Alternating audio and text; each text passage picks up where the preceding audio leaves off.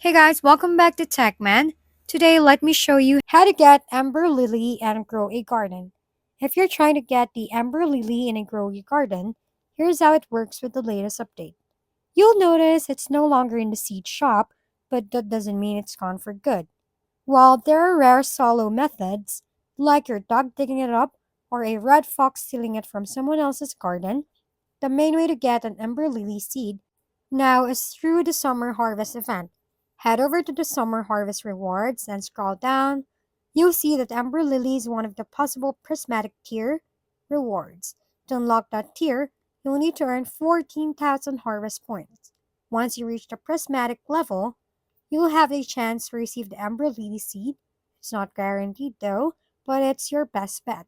So rack up those points, aim for prismatic, and keep grinding. Good luck planting that Ember Lily. If we've been helpful, kindly give us a thumbs up and don't forget to hit the subscribe and bell button for more contents. For any questions and suggestions, comment down below.